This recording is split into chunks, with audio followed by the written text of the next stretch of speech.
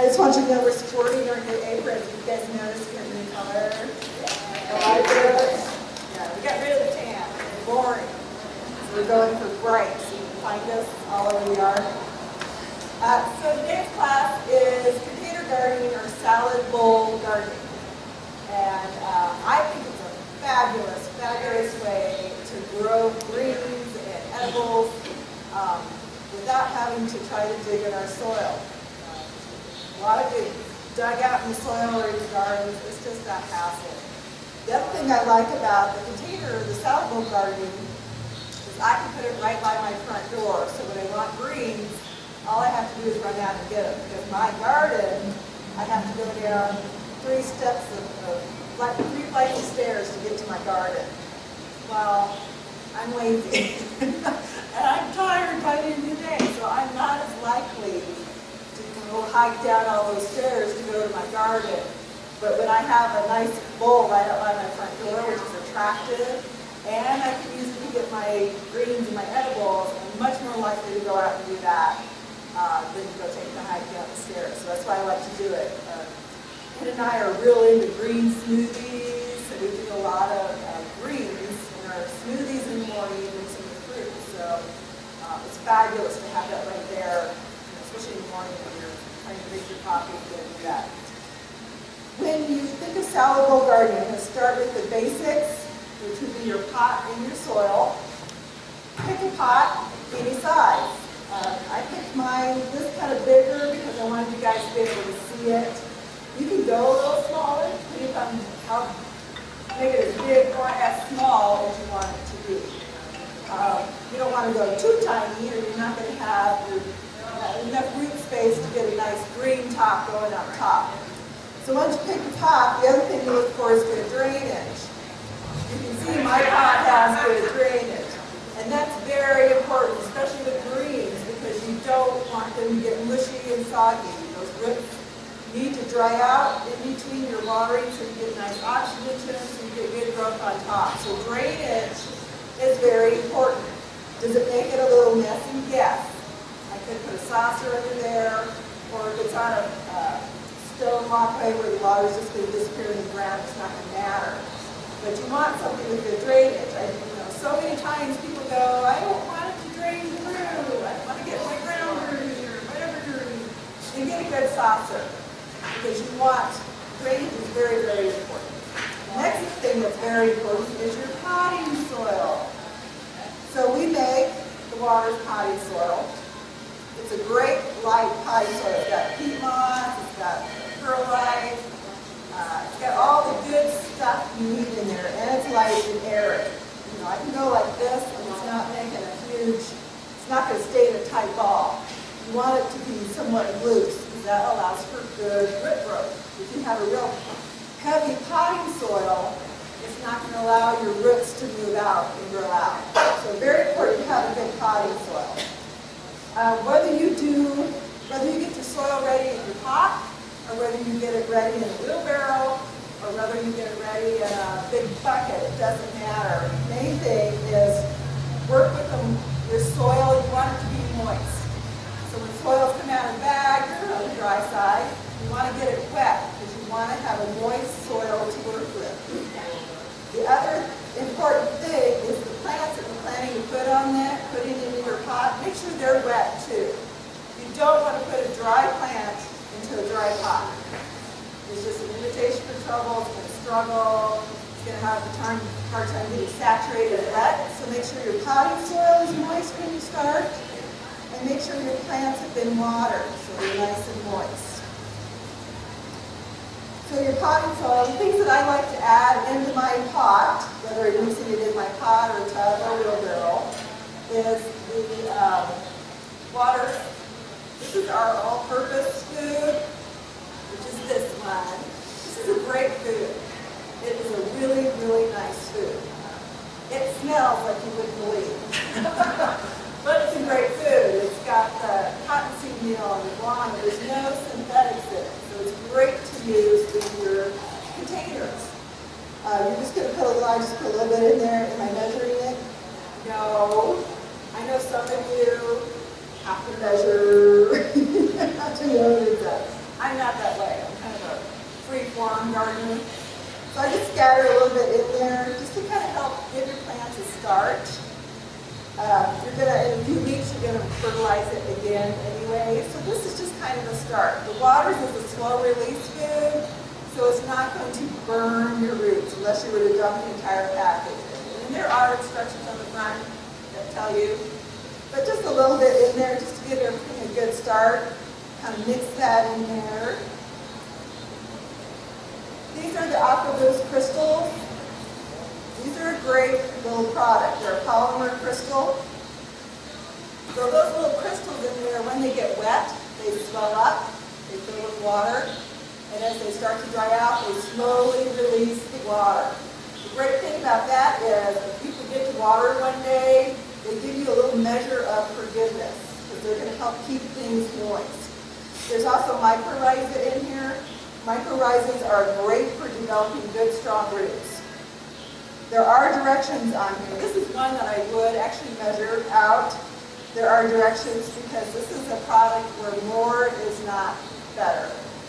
You want to use what it says. If you use more than needed, it'll look like a alien that's taking over your pot because it swells up and it starts to push out and you get like this glue rising up. So just use what's recommended. So I throw that in there, and then I mix it really good because you want it evenly distributed through your pot. Some people love to use bare hands, and normally I do, except for the fact that I just had my nails done. And I don't want all that stuff under my nails. So we have these great little gloves, $4, and you get 2 pair for $4. Can't do that.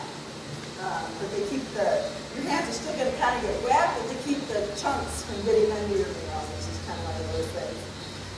So just mix that up really, really, really good.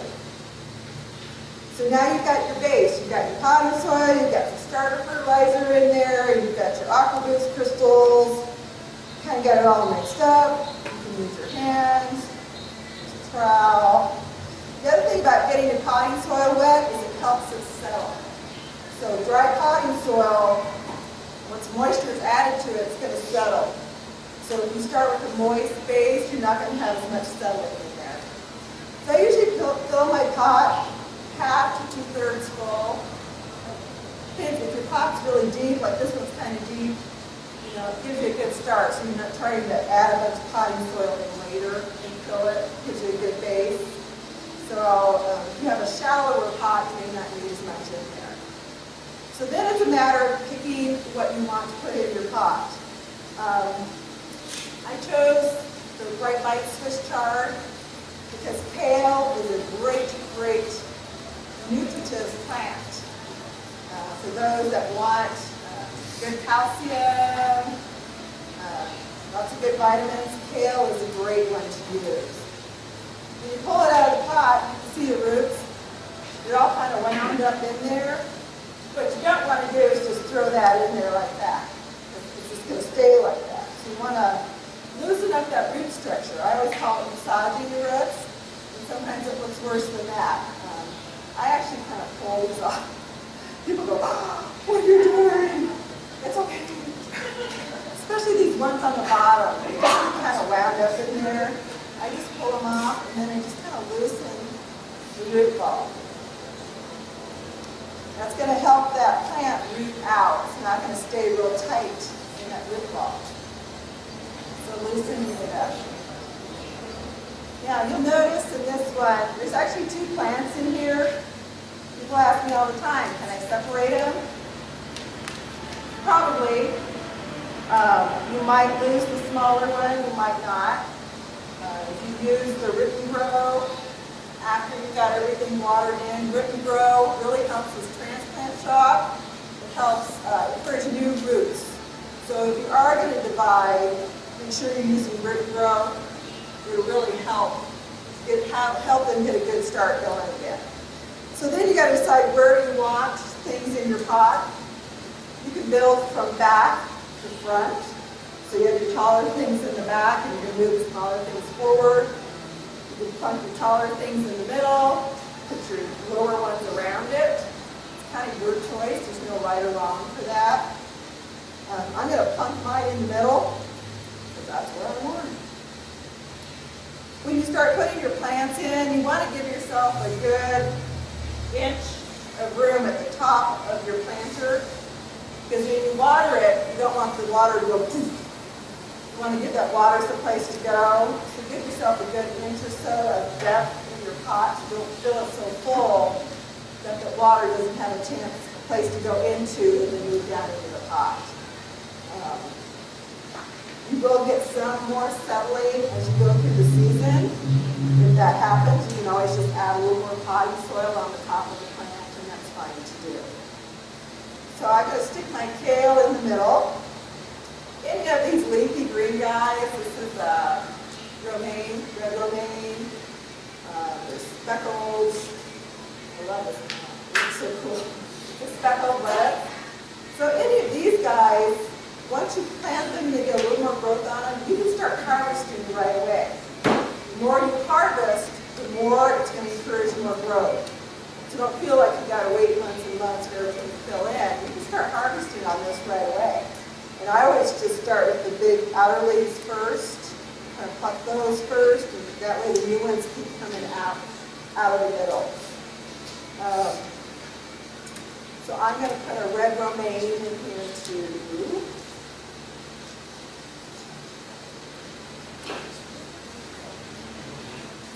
There again, it's a little bit, this one's not as bad. It's a little tight in there, so loosening it up is always good.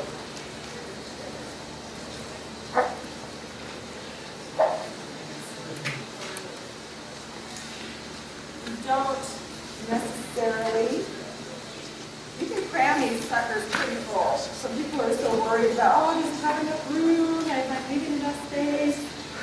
Yeah, you are. Just cram them in as full as you like, because you're going to be harvesting off of them. Each one comes with a little tag, and you want to save your tag so you remember what you got, and what you're picking. It's always good. And so next year, if you thought, oh, that speckled lettuce was amazing, at least you have a record of what you put in your pot. Sometimes people, they throw away the tags and they don't write it down, and they're like, it was green, and it had speckles. We're going, okay. We're trying to help you figure out what it is, but keeping a record of it, that way if you like it or if you absolutely hate it, at least you know you're not going to make the same mistake with something that you don't like. But if you loved it, then you have a record of it. So I'm going to put my shorter ones on the edge of my plant. I'm going to throw a parsley in there. Parsley is pretty darn good to mix in with your smoothies. It's good to garnish. Plus, I kind of like it. This is the ruffled one, the krill parsley. And you can see how pan that sucker is. I'm going to pull these roots off the bottom. And it's okay. Yeah, be over here. And just kind of loosen it up a little bit. I'm going to stick it on the other edge. You can see I'm kind of putting it at an angle. So instead of putting it straight up, I'm going to angle it a little bit. So it kind of adds to the aesthetics of the pot. So this is going to kind of drape down a little bit more instead of being upright. Gives a little bit more pleasing look to it. It's going to help cover some of that big pot that maybe not so attractive. What's this one? Ooh, this is another. This is Toscana kale. I love this kale. It's great in soup. There again, it's just kind of too full on the bottom there. Loosen it up. Stick it in.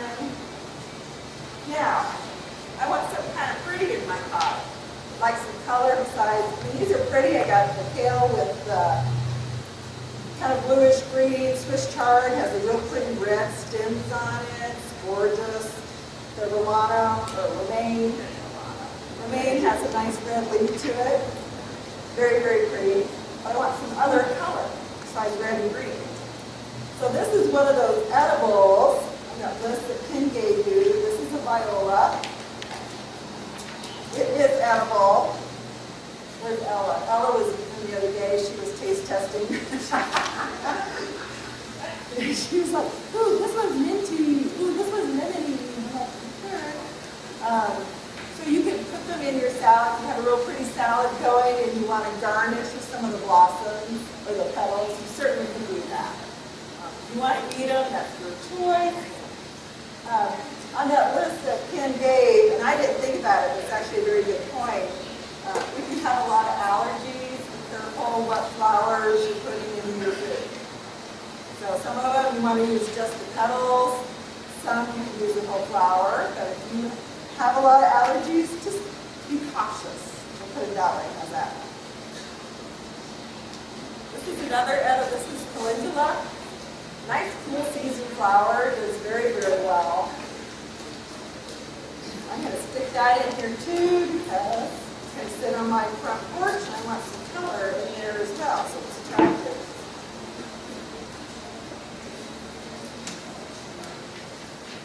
Usually what I do is place my plants first. So I loosen them up. It's kind of like a flower arrangement. You want to place your plants in there first and see, do I like it? Do I not like it? If you don't like it, at least you're not committed then. You can pull something out, you can move it around if you want to move it around, but you're not committed if you haven't gotten all the potting soil in there yet. So you can just kind of place them first, step away, see how you like the design. If you don't like the design, you can always change it. So I got some more room in here, which is way exciting. These are beets. This is the bull's blood, can't say it. Bull's blood beets. Say that 3 times. I'm not a big beet person. In fact, I can't stand beets. But the greens are just as nutritive as beets. So I will pull the leaves off and I'll put those in my smoothies because they have, if not a little bit more, nutritive power, plus they look really juicy and hot. So being a 6-inch or a 6-pack, these guys are a little bit smaller, not smaller little root ball there. So if I just throw it in, what happens? It disappears, right? So this is one of those cases where I'll put it in last, because I'm going to sneak it in the small spaces. But I have most of my big planting done. I know kind of where I want everything to be. So once you've kind of got it where you want it, situated in your pot, then you can start filling in with your potting soil.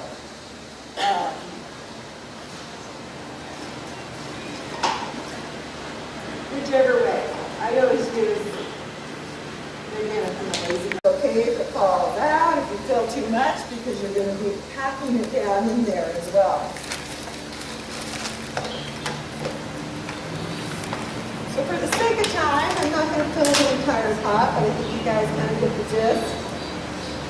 So once I've got it kind of filled in, that's when I can sneak my smaller little plants in. So I've got a 6-pack. Kind of sneak it in there. Oh yeah, I like that look. Get some color. The thing with 6-packs is it's a much smaller root. You don't have as much forgiveness with the smaller root than you do with the bigger one. So when you're watering, make sure you're getting water on these guys so that they don't dry out. I'm just going to sneak those in there.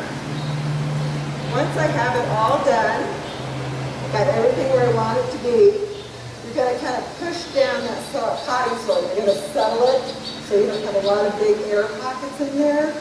So once you get everything in, you just kind of sneak through. You just kind of push down your potting soil.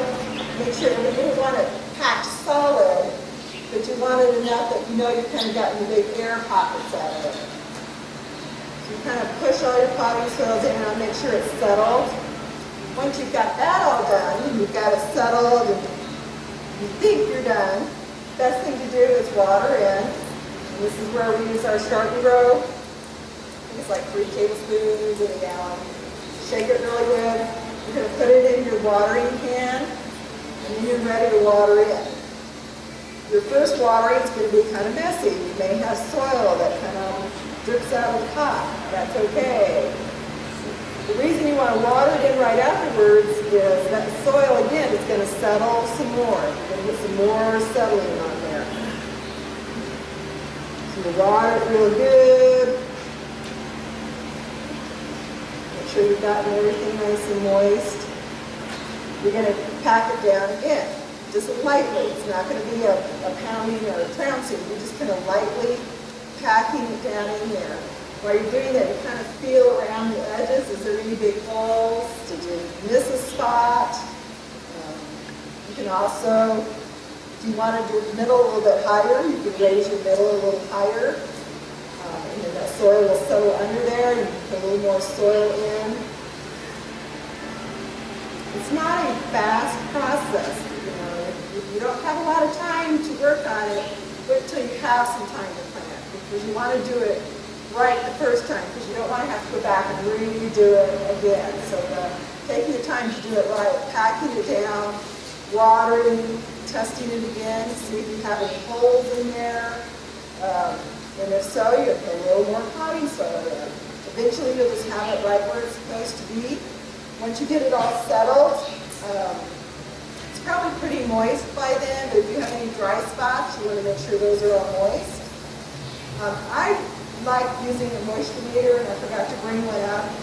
A moisture meter is a really handy tool to have, especially if you're doing container gardening. Because a lot of times we'll walk by something and we think, oh, it needs water, it looks dry. And so you water it. But what you don't realize is maybe past that 4 inches where your finger was, it's sopping wet down below. So a moisture meter can tell you, yes, I really need to water my plants, or, I got some time, it just looks a little dry. So moisture meters are very handy tools when you're doing container gardening. They kind of take the guesswork out of should I water, should I not water. They have a nice long probe on them, so they can give you an idea of how often you should be watering and whether you need to be watering. A lot of times we all assume everything needs water all the time, and that's not necessarily true. So taking the guesswork out of it with a $10 moisture meter, well, worth the investment. So now we've got it all set. You can start harvesting right away on it. You may not make a dinner salad for 12, but you can make your own little lunch salad right away if you chose to. As the season progresses, you grow a lot of feed, so anything that's producing flowers or leaves or edibles, they're eating a lot because they want to grow, they want to grow, they want to grow. So you might need to feed a little more frequently than you do out in the other trees and shrubs out in your yard. You can use the water's multi-purpose. Like I said, it's a slow release food, so it's going to feed for like a month, month and a half for your veggies. If you want to use a water soluble, this is Fox Farms Grow Big, so you're just mixing it up in a bucket and watering that way. You can see that. Some people prefer granular, some people prefer water solubles. I don't think it matters. Go with what your comfort level is, what you like to use. This is another granular. This is a Fox Farm 745. It's just another one you can use. This is the Flower Power 54. This is not an organic product, but if you have things that you really want to keep blooming, it really encourages blooms, blooms, blooms. So because I've got a little bit of violas in here, some calendulas, I might use this every once in a while just to kind of get them a pick. It's not going to hurt the veggies, it's not going to be harmful for you, but it will give these guys a kick in the pants, kind of make them want to keep blooming. And then you just enjoy it.